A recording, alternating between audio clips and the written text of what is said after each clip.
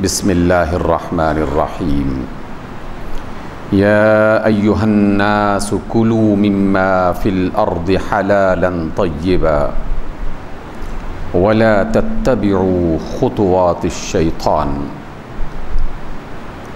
انہ لکم عدو مبین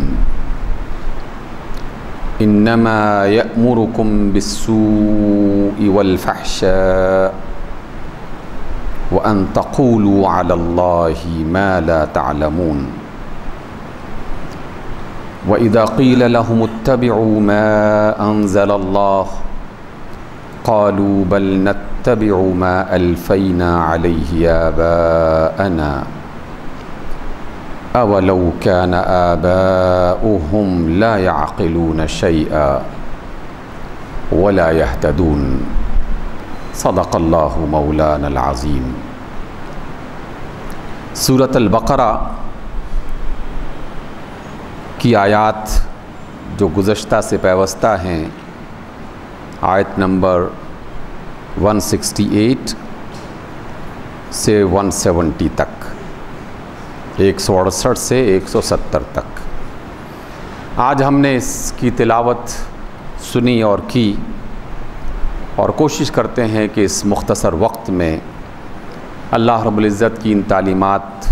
کو سمجھنے، سیکھنے اور اس پر عمل کرنے کے لیے اپنے آپ کو تیار کریں۔ رب ذوالجلال فرماتے ہیں یا ایھا الناس، اے لوگو، کلوا مما فی الارض حلالا طیبا، زمین میں جو بھی حلال اور پاک چیزیں ہیں وہ کھاؤ، وَلَا تَتَّبِعُوا خُطُوَاتِ الشَّيْطَانِ، اور شیطان کے نقش قدم پہ مت چلو، اِنَّهُ لَكُمْ عَدُوٌّ مُبِينٌ، وہ تمہارا کھلا واضح قسم کا دشمن ہے۔ اِنَّمَا يَأْمُرُكُمْ بِالسُّوءِ، وہ تمہیں گناہ کا، غلطی کا، خرابی کا حکم دیتا ہے، والفحشاء، اور بے حیائی کا، اس کا حکم دیتا ہے، اس کی تعلیم دیتا ہے، وَأَن تَقُولُوا عَلَى اللَّهِ مَا لَا تَعْلَمُونَ، اور اللہ کے بارے میں تمہارے ذہن میں ایسے خیالات، ایسے تصورات، ایسے عقیدے پیدا کرتا ہے کہ جس کا تمہیں علم نہیں ہے، محض لوگوں کی سنی سنائی باتیں، شیطان کی بہکائی ہوئی چیزیں، اس کے مطابق اپنے اللہ کے بارے میں وہ تصورات قائم کرنے لگتے ہو جو نہیں کرنے چاہیے۔ وَإِذَا قِيلَ لَهُمُ اتَّبِعُوا مَا أَنزَلَ اللَّهُ، اور جب ان لوگوں سے کہا جاتا ہے کہ جو شیطان کے نقش قدم پہ چلنے والے ہیں کہ آپ اللہ رب العزت نے جو تعلیمات اتاری ہیں ان کی پیروی کرو، ان کے پیچھے چلو، تو وہ کیا کہتے ہیں اس کے جواب میں؟ قالوا بل نتبع ما الفینا علیہ آباءنا، نہیں جناب، ہم تو اس راستے پر چلیں گے کہ جس پر ہم نے اپنے باپ دادا کو پایا ہے، جو وہ کیا کرتے تھے ہم بھی وہی کریں گے۔ اولو کان آباؤہم لا یعقلون شیئا، چاہے ان کے آباء و اجداد کچھ بھی عقل نہ رکھتے ہوں، ولا یہتدون، اور نہ ان کے پاس ہدایت اور رہنمائی ہو، اس کے باوجود بھی کیا وہ یہی کہیں گے کہ ہم اپنے آباء و اجداد کے راستے پر چلنے والے ہیں؟ یہ ہیں آج کی آیات۔ رب ذوالجلال نے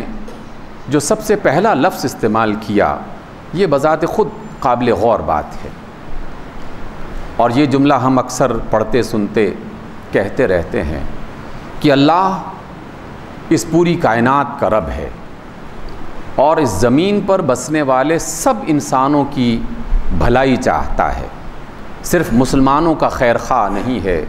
یا مسلمانوں کا رب نہیں ہے۔ اس زمین پر بسنے والا ایک ایک فرد، کسی قوم، کسی قبیلے، کسی علاقے سے تعلق ہو، وہ اللہ کی مخلوق ہے، اور اللہ یہ چاہتا ہے کہ اس کے بندے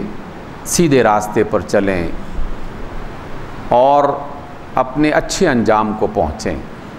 کسی نقصان سے بچ جائیں، اللہ کی نافرمانی کرتے ہوئے اس عذاب سے محفوظ ہو جائیں جو اللہ نے نافرمانوں کے لیے تیار کر رکھا ہے۔ اس لیے اللہ قرآن مجید میں اکثر مقامات پر جب ایسی تعلیمات دیتا ہے جو سب کے لیے مفید ہیں تو اس کے لیے یا ایھا الناس کا لفظ استعمال کرتا ہے۔ اے لوگو، مشرق اور مغرب کے رہنے والے، اے لوگو، کوئی زبان، کوئی علاقہ، کوئی قبیلہ، اس سے تعلق رکھنے والے تمام، اے لوگو، کلوا مما فی الارض حلالا طیبا، زمین میں ہم نے تمہارے لیے جو رزق بنا رکھا ہے اس میں سے کھانے کے لیے حلال اور طیب اس کو تلاش کرو۔ دونوں لفظ استعمال کیے گئے اور دونوں ہی قابل غور ہیں۔ سب سے پہلی تلاش یہ کرنی چاہیے کہ رب ذوالجلال نے جو اس کائنات کا اور خاص طور پر ہم انسانوں کا رب ہے، مالک ہے، سلطان ہے، اور ہم یہ لفظ بار بار دہراتے ہیں اس وجہ سے کہ قرآن مجید میں دہرائے گئے ہیں، کیونکہ جب تک یہ تصور ہمارے دل و جان کا حصہ نہیں بن جاتا اس وقت تک نہ زندگی سنور سکتی ہے نہ معاملات سدھر سکتے ہیں۔ یہ بات ہم نے پہلے بھی کہی، قرآن کے حوالے ہی سے کہی اور پڑھی کہ اللہ کو اللہ ماننا یقیناً یہ بہت اچھی بات ہے، لیکن صرف یہ کہہ دینا کہ میں اللہ کو اللہ مانتا ہوں کافی نہیں ہے، کیونکہ یہ عقیدہ کافروں کا بھی تھا۔ مشرکین مکہ بھی اللہ کا انکار کرنے والے نہیں تھے۔ قرآن مجید اس کا اظہار کرتا ہے۔ قرآن کہتا ہے کہ ان سے پوچھو کہ زمین و آسمان کو کس نے تخلیق کیا، تو یہ کہیں گے کہ اللہ نے تخلیق کیا۔ اس لیے مسئلہ یہ نہیں ہے کہ وہ اللہ کو جانتے نہیں ہیں یا اللہ کو مانتے نہیں ہیں، وہ اللہ کو اللہ مانتے ہیں، اس کائنات کا بنانے والا مانتے ہیں۔ ایک بڑی تعداد، اس زمین کی غالب اکثریت اللہ کو اسی حوالے سے جانتی ہے، لیکن ایک دوسری بڑی اکثریت ایسی ہے جو اس سے اگلا قدم نہیں اٹھانا چاہتی۔ وہ اللہ کو اپنا حاکم نہیں مانتی، اپنا بادشاہ نہیں مانتی، اپنا سلطان نہیں مانتی، کیونکہ اگر میں اسے حاکم تسلیم کر لوں، سلطان اور رب اور حکمران تسلیم کر لوں، تو پھر تو مجھے اس کی بات ماننی چاہیے، پھر تو قانون اسی کا چلے گا، حکم اسی کا چلے گا، فرما برداری اسی کی کرنی پڑے گی۔ جس حکومت میں آپ رہتے ہیں اس کی طرف سے جو آرڈر جاری ہو جائے وہ آپ کو اچھا لگے یا نہ لگے، بالآخر اسے قبول کرنا ہی پڑتا ہے۔ لیکن اگر وہ ایسا حکم ہو کہ جس میں سراسر فائدہ ہی فائدہ ہو اور وہ حکم بھی کائنات کے بادشاہ کی طرف سے آیا ہو، تو پھر کون بیوقوف ہے جو اس کی تعمیل نہ کرے یا اس کو اپنی مرضی سے اور اپنی چاہت سے قبول نہ کرے؟ یہ تو انتہائی نادانی والی بات ہے۔ اس لیے اللہ رب العزت نے پہلی شرط یہ لگائی کہ تمہیں اپنی زندگی بسر کرنے کے لیے کچھ نہ کچھ کھانا تو ہے، یہ تو ہم نے تمہاری فطرت میں رکھ دیا ہے کہ سانس کی ڈوری بحال رکھنے کے لیے اور جسم میں توانائی کو برقرار رکھنے کے لیے کچھ نہ کچھ تمہیں کھانا ہے، لیکن جب کھانے کے لیے تلاش کرو تو سب سے پہلا فیصلہ یہ ہونا چاہیے کہ وہ حلال ہو، اور حلال وہی رزق ہوتا ہے کہ جسے اللہ حلال قرار دے، وہ نہیں کہ جسے میں اور آپ حلال سمجھیں، جسے اللہ حلال کر دے کہ یہ حلال ہے، جائز ہے، تم یہ کھا سکتے ہو۔ اس وجہ سے پھر قرآن مجید کا مطالعہ کرنا چاہیے۔ تورات اور انجیل کے ماننے والے اپنی تورات اور انجیل کا مطالعہ سچے دل سے کر کے یہ تلاش کریں کہ اللہ نے کس کو حلال کیا ہے اور کس کو حرام قرار دیا ہے۔ اس بنیاد پر پہلا فیصلہ ایک مسلمان کو یہی کرنا چاہیے، اور عمومی طور پر کئی معاملات میں انسان اور خاص طور پر مسلمان اس بات کا فیصلہ کرتے ہیں۔ ہم نے دیکھا کہ پاکستان کی سرزمین سے وہ لوگ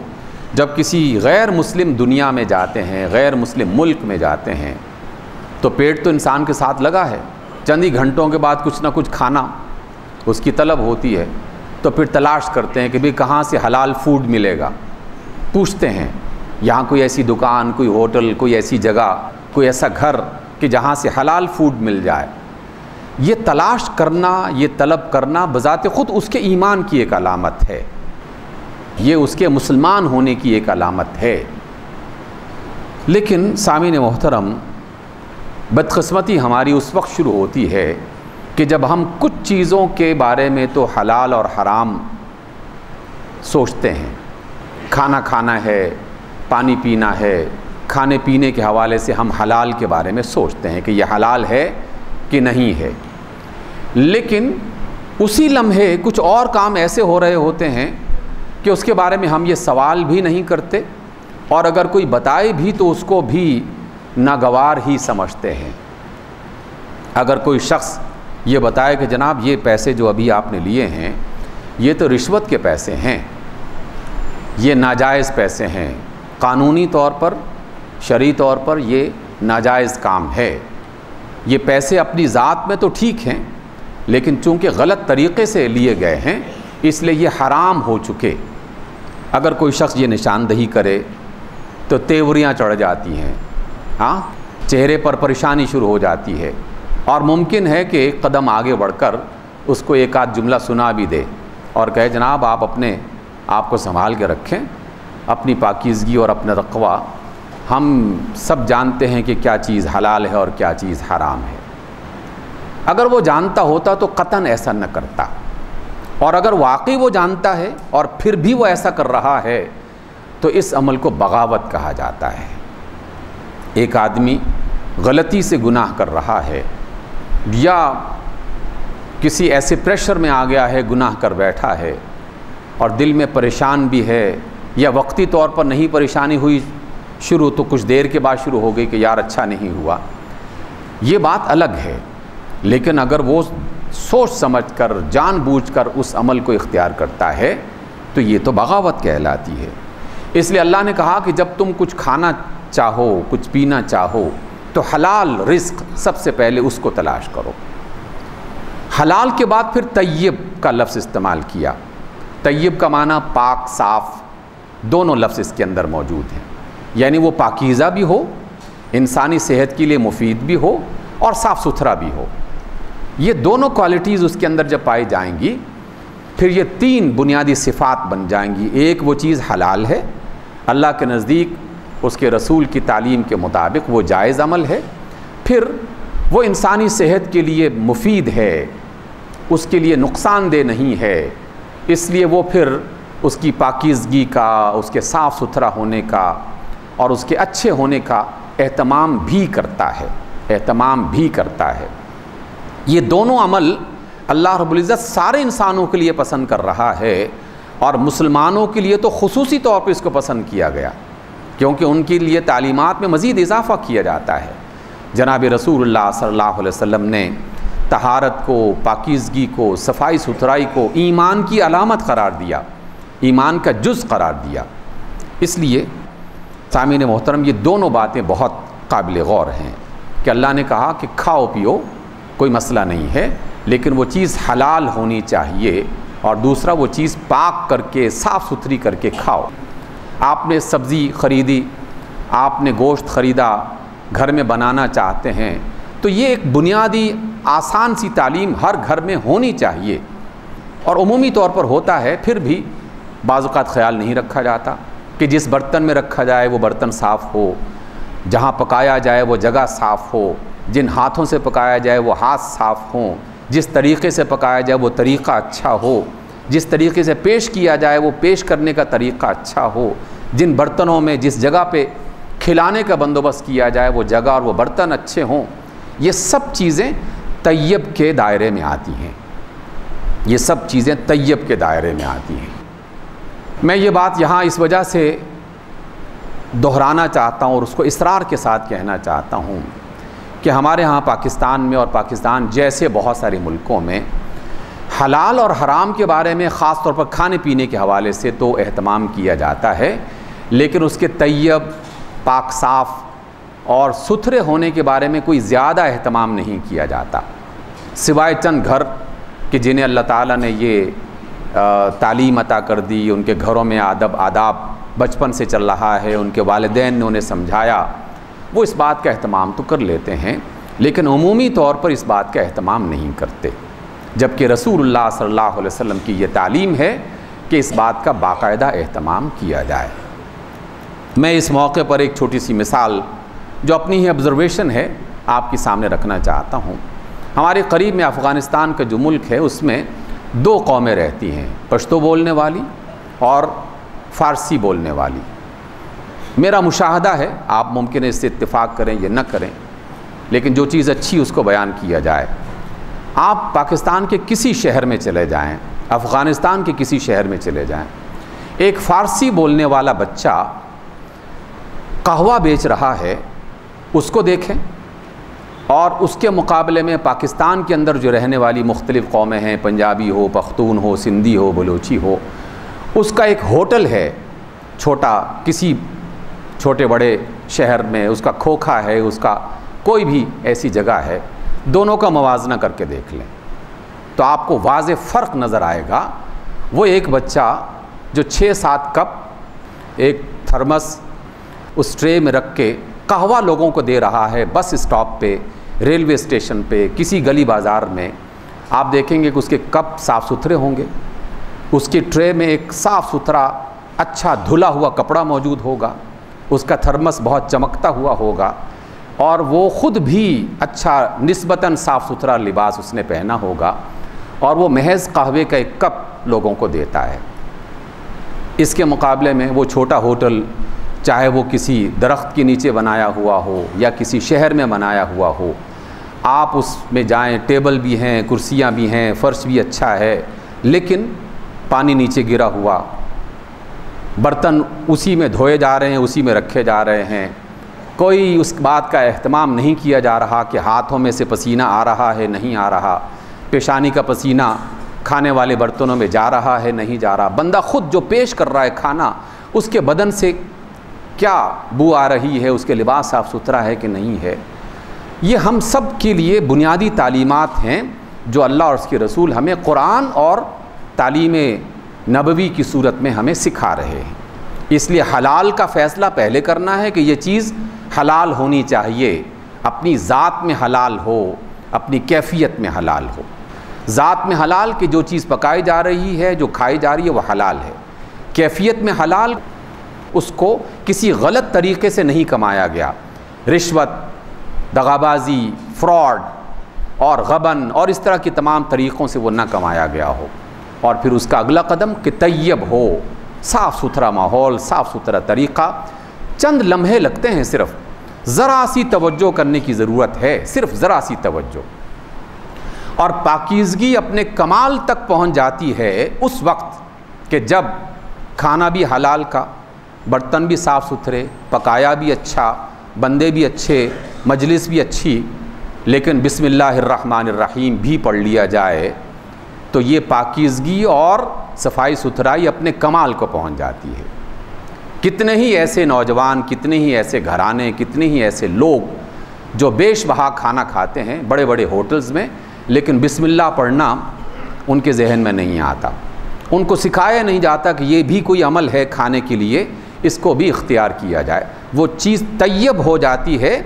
جب اس کی ظاہری کیفیات بھی طیب ہوں، لیکن بسم اللہ الرحمن الرحیم بھی اس کے ساتھ پڑھ لیا جائے۔ جناب رسول اللہ صلی اللہ علیہ وسلم کا فرمان گرامی ہے کہ جس کام کے آغاز میں بسم اللہ نہیں پڑھی جاتی، شیطان کا عمل دخل اس میں شروع ہو جاتا ہے،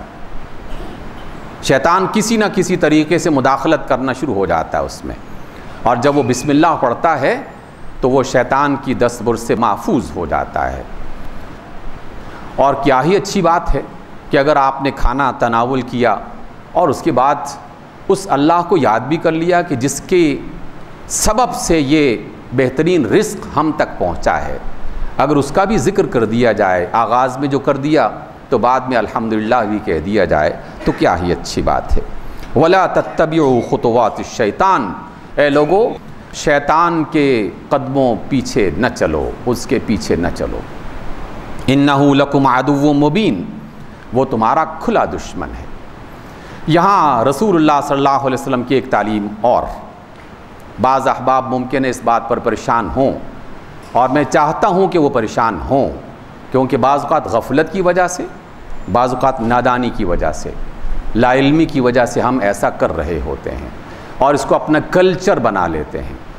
جناب رسول اللہ صلی اللہ علیہ وسلم کا واضح فرمان ہے، اس میں کوئی اختلاف نہیں، کسی شیعہ سنی کا، کسی بریلوی دیوبندی کا کوئی اختلاف نہیں ہے۔ جناب رسول اللہ صلی اللہ علیہ وسلم فرماتے ہیں کہ ایک مسلمان کو جب بھی کھانا تناول کرنا ہو تو بسم اللہ سے آغاز کرے اور اپنے سیدھے ہاتھ سے کھائے۔ بظاہر چھوٹا سا جملہ ہے، لیکن آپ اور ہم غور کریں، جو بندہ تو نادانی کی وجہ سے ایسا کر رہا ہے اسے سمجھا دیں، لیکن کیا کہیں ان اداروں کو کہ جو ادارے باقاعدہ اپنے لوگوں کو الٹے ہاتھ سے کھانا سکھاتے ہیں، ان کی تعلیم کا یہ بنیادی حصہ ہے اور پہلا لیسن، پہلے روز یہ سکھایا جاتا ہے کہ چھری آپ نے سیدھے ہاتھ سے پکڑنی ہے اور اس سے آپ نے کاٹنا ہے، اور الٹے ہاتھ سے کانٹا لگا کے اس سے آپ نے کھانا ہے۔ گلاس پکڑنا ہے الٹے ہاتھ سے، پانی آپ نے الٹے ہاتھ سے پینا ہے، اور یہ کلچر باقاعدہ اختیار کیا جاتا ہے، اور جو ایسا نہ کرے اس کے بارے میں بھی کچھ فیصلے کیے جاتے ہیں۔ ایک مسلم معاشرے میں مسلم اداروں کو کم از کم ایسا طریقہ اختیار نہیں کرنا چاہیے۔ یہ تعلیم اگر اللہ کے رسول کی نہ ہوتی تو قطعاً میں اس بات پر زور نہ دیتا، لیکن جناب رسول اللہ صلی اللہ علیہ وسلم ہماری ہر چھوٹی بڑی بات اس کا خیال رکھتے ہیں، اس کے بارے میں تعلیم دیتے ہیں، وہ ہم پر مہربان ہیں، ہم ان کی رحمت کا حوالہ دیتے ہیں، ان کی شفاعت کی امید رکھتے ہیں، تو پھر ان کی ان باتوں کو جو ہمارے بھلے کے لیے بتائی جا رہی ہیں کیوں اس کی توجہ نہ کی جائے۔ شیطان کا کام ہے کہ ہر کام میں چھوٹی موٹی مداخلت کر کے اس کو بگاڑ دے، اس لیے اس کے قدموں سے بچنا ہے اور اس کے طریقوں سے اپنے آپ کو بچانا ہے۔ اللہ فرماتے کہ انہ لکم عدو مبین، وہ تمہارا کھلا دشمن ہے۔ انما یأمرکم بالسوء، وہ تمہیں برائی کا حکم دیتا ہے، والفحشاء، اور بے حیائی کا حکم دیتا ہے، وان تقولوا علی اللہ ما لا تعلمون، اور اللہ کے بارے میں تم سے ایسی باتیں کہلوا دیتا ہے کہ تم جانتے نہیں ہو، علم نہیں رکھتے لیکن کہہ اٹھتے ہو یا کہہ گزرتے ہو۔ اس لیے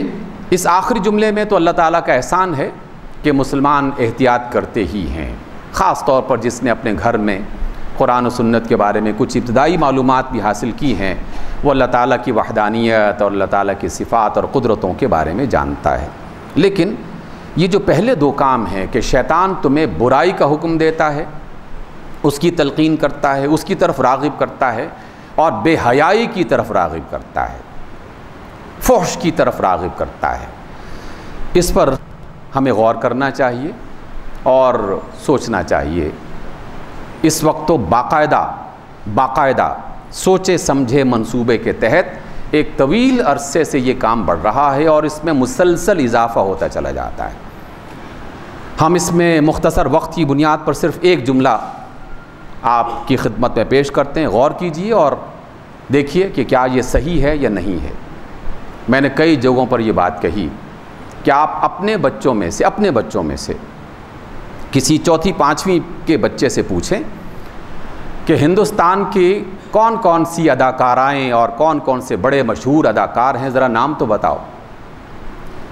آپ کو 10-15 نام اپنے بچوں سے پتہ چل جائیں گے۔ وہ بچے جو چوتھے پانچویں سال کے ہیں، تیسری چوتھی پانچویں جماعت میں پڑھتے ہیں، ان کو پتہ ہے۔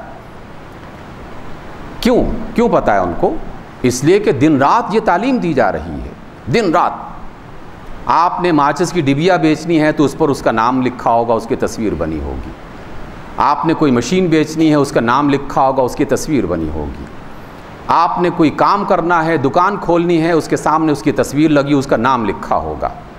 وہ بچہ جہاں جاتا ہے اس کو یہ ساری انفارمیشنز دی جاتی ہیں، حتیٰ کہ تمام بیشتر پروگرام جتنے بھی ہمارے ہاں ہیں ان میں عام معلومات کے پروگرام جو افراد کو تعلیم دینے کی غرض سے دیے جاتے ہیں، اس میں سے اگر 100 سوال کا انتخاب کیا جائے گا تو 50 سوالات انہی چیزوں کے بارے میں ہوں گی۔ بار بار یہ پوچھا جائے گا کہ فلاں فلم کس نے بنائی، فلاں اداکارہ اس کی عمر کتنی ہے، فلاں اداکار جو ہے وہ کس ملک کا رہنے والا ہے، فلاں۔ یہ معلومات باقاعدہ انفارمیشنز کی صورت میں دی جاتی ہیں۔ اور میں اپنے لوگوں سے، یونیورسٹی سے لے کر اور عام لوگوں سے کہتا ہوں کہ آپ پاکستان کے کسی بھی نوجوان سے پوچھیں کہ پاکستان کے 10 ماہر ایسے سائنسدان کہ جنہوں نے پاکستان کے لیے کمال کا کام کیا ہو، 10 بندوں کے نام بتا دو، نام نہیں بتا سکیں گے آپ کو کہ پاکستان کے 10 ایسے سائنسدان جنہوں نے پاکستان کے دفاع کے لیے، پاکستان کی بھلائی کے لیے بڑے کام، چھوٹے موٹے سائنسدانوں کی بات نہیں کر رہا، بڑے کام جو کیے ہیں، جس کی وجہ سے ہمیں زراعت میں، صنعت میں اور ہتھیاروں میں اور جنگ میں اور نیوکلر کے میدانوں میں ہمیں جو عزتیں ملی ہیں، 10 سائنسدانوں کے نام بتائیے۔ نہ یہ آپ کے سوالات کا حصہ ہیں، نہ آپ کی یہ تعلیم کا حصہ ہیں، اور نہ ہی آپ کی ایڈورٹائز اس کا حصہ ہیں۔ کیا تعلیم دی جا رہی ہے؟ شیطان یہ کہتا ہے کہ بے حیائی کو عام کرو، کسی بھی شکل میں بے حیائی کو عام کرو، اور اللہ نے کہا کہ شیطان تمہیں اس راستے پر چلائے گا۔ اگر وہ چلا رہا ہے تو پھر تو ہوشیار رہنا چاہیے ہمیں۔ اللہ تعالیٰ سے دعا بھی کرتے ہیں اور کوشش بھی کریں کہ ہم اس کا مقابلہ کر سکیں۔ جہاں آواز بلند کی جا سکتی ہے آواز اٹھائیے، جہاں روکا جا سکتا ہے روکنے کی کوشش کیجیے، اور نہیں تو کم از کم اپنے گھر میں اپنے بچوں کو تو یہ سمجھا ہی سکتے ہیں نا کہ یہ کام کرنا ہے، یہ نہیں کرنا، یہ معلومات دیکھنی ہے، یہ معلومات نہیں دیکھنی، یہ چیزیں سیکھنی ہے، یہ چیزیں نہیں سیکھنی۔ یہ تو کام ہر ایک بندے کو کرنا ہی چاہیے۔ اللہ تعالیٰ مجھے بھی اس کی توفیق دے اور آپ کو بھی۔ اقول قولی ھذا واستغفر اللہ لی ولکم۔